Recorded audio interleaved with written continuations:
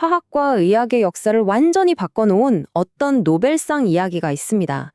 근데 그 뒤에는요, 보이지 않는 것들을 어떻게든 분리해 보려고 했던 한 과학자의 엄청난 노력이 숨어 있었죠. 오늘 그 놀라운 기술의 비밀을 같이 한번 파헤쳐 볼까요? 옛날에 한 시인이 이런 말을 했어요. 셸레는 화로 위에서 우주를 분석한다. 이 말처럼요, 아주 오랫동안 화학의 가장 중요한 목표는 바로 분석. 그러니까 어떤 물질을 가장 작은 조각으로 잘게 쪼개서 그 정체를 밝혀내는 거였어요. 자, 그런데 여기서 문제가 생깁니다. 만약에 우리가 분석해야 할 대상이 생명 그 자체를 이루는 아주 거대하고 또 쉽게 부서지는 그런 분자들이라면 어떨까요? 이게 바로 수십 년 동안 과학자들의 머리를 아프게 했던 진짜 어려운 문제였어요. 연구하려고 딱 만지는 순간 부서져 버리는 거죠. 그래서 첫 번째, 바로 이 화학의 거대한 벽에 대한 이야기입니다. 오랫동안 과학자들은요, 생명의 핵심 분자들을 연구하고 싶어도 그걸 파괴하지 않고는 들여다볼 방법이 없는 정말 거대한 벽에 가로막혀 있었던 셈입니다. 문제는 바로 이거였어요. 이 거대하고 복잡한 분자들을 원래 성질 그대로 변하게 하지 않으면서 어떻게 분리해낼 수 있을까? 이 질문에 답하지 못하면 생물학이든 의학이든 뭐든 다음 단계로 나아갈 수가 없었습니다. 아니, 대체 뭐가 그렇게 문제였냐고요? 바로 여기 보이는 것들입니다. 우리 몸을 움직이는 단백질, 식물의 뼈대가 되는 탄수화물, 심지어 우리가 매일 쓰는 플라스틱이나 타이어 고무까지요.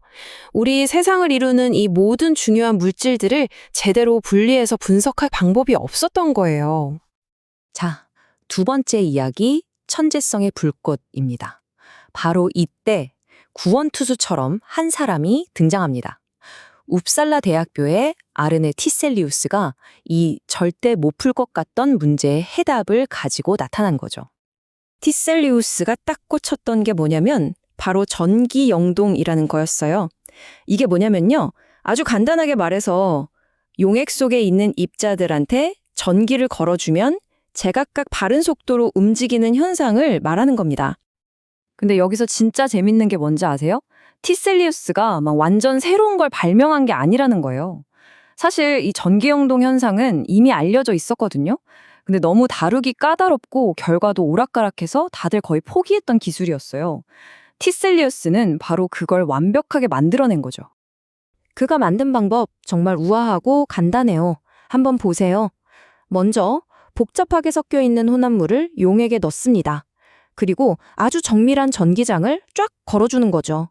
그러면 분자들이 자기 전하량이나 크기, 모양에 따라서 서로 다른 속도로 움직여요. 결국엔 어떻게 될까요? 뒤죽박죽 섞여 있던 혼합물이 순수한 성분들로 착착 분리되는 겁니다. 완전 난장판 속에서 질서를 찾아낸 거죠. 세 번째 이야기입니다. 혈액의 비밀을 풀다. 자, 그럼 이 기술이 세상을 어떻게 바꿨을까요? 그 첫 번째 무대는 놀랍게도 바로 우리 몸속 혈액이었습니다. 이게 바로 티셀리우스가 그 완벽한 장치로 해낸 첫 번째 대박 발견입니다. 당시엔 모두가 당연히 하나라고 생각했던 혈액 속 단백질, 혈청 글로불린이 있었거든요. 근데 알고 보니까 그게 사실은 핵의 다른 물질이 섞여 있었던 거예요. 이게 얼마나 충격적인 발견이었는지 한번 보세요. 예전에는 그냥 혈청 글로불린 하나였는데 알고 보니 이렇게 알파, 베타, 감마 세 가지로 딱 나뉘는 거였죠. 이 발견 하나로 의학 연구의 판도가 바뀌기 시작합니다. 이야기는 스웨덴의 작은 실험실에서 시작됐지만 그 파급력은 어마어마했습니다. 특히 2차 세계대전 때 미국에서 혈장을 분리해야 하는 아주 시급한 의료 문제가 있었는데 바로 티셀리우스의 방법이 이걸 해결하는 데 결정적인 열쇠로 됐습니다. 그의 기술이 없었다면 전쟁 중 수많은 생명을 구하는 일이 훨씬 더 어려웠을지도 몰라요. 네 번째, 새로운 여과 방식입니다. 근데 티셀리우스는 여기서 멈추지 않았어요. 또 다른 골치 아픈 문제를 해결하기 위해서 두 번째 무기를 개발합니다. 네, 맞아요. 전기 영동은 단백질 같은 큰 애들한테는 최고였는데 그럼 그것보다 좀 작은 아미노산이나 설탕 같은 애들은 어떡하죠? 화학자들의 연장통에는 아직 뭔가 중요한 게 빠져 있었던 거죠. 이 비유 정말 기가 막히지 않나요? 그가 만든 흡착 분석이라는 건요, 딱 방독면 원리랑 똑같다고 생각하시면 돼요. 방독면이 나쁜 가스는 걸러내고 깨끗한 공기만 통과시키는 것처럼 특정 분자만 표면에 선택적으로 착 달라붙게 만드는 원리인 거죠. 티셀리우스 덕분에 이 기술이 얼마나 업그레이드 됐는지 한번 보세요. 예전에는 그냥 색깔 있는 물질에나 겨우 쓰던 되게 제한적인 기술이었거든요. 근데 이걸 색깔이랑 상관없이 모든 물질의 양까지 정확하게 잴 수 있는, 뭐랄까, 거의 만능 도구로 만들어버린 거예요. 자, 이제 마지막 5번째, 티셀리우스가 남긴 유산입니다. 과연 그의 이 2가지 혁명적인 발명품은 과학계에 어떤 흔적을 남겼을까요? 바로 이 2가지입니다. 전기 영동, 그리고 흡착 분석.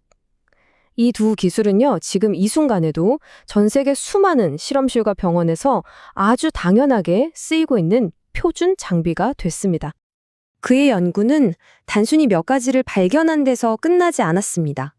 뭐랄까, 후배 과학자들이 마음껏 뛰어놀 수 있는 거대한 놀이터를 만들어준 셈이죠. DNA 분석, 신약 개발, 백신 연구, 이 모든 것들이 티셀리우스가 닦아놓은 길 위에서 시작될 수 있었던 겁니다. 노벨상 연설에 나온 이 마지막 인용구가 참 많은 생각을 하게 만들어요. 햄릿은 문학 비평가 위원회가 쓰지 않았다. 이게 무슨 뜻일까요? 결국 위대한 발견은 여러 사람의 합의가 아니라 한 사람의 번뜩이는 천재성에서 나온다는 걸 아주 멋지게 표현한 거죠. 마지막으로 이 질문을 한번 던져보고 싶어요. 우리가 지금 당연하게 누리는 신약들, 최첨단 소재들, 이런 것들 중에 과연 얼마나 많은 것들이 이 보이지 않는 것들을 골라내는 기술 덕분에 가능해졌을까요? 아마 생각보다 훨씬 많을 겁니다. 그의 유산은 사실 우리 주변 모든 곳에 숨쉬고 있는 거죠.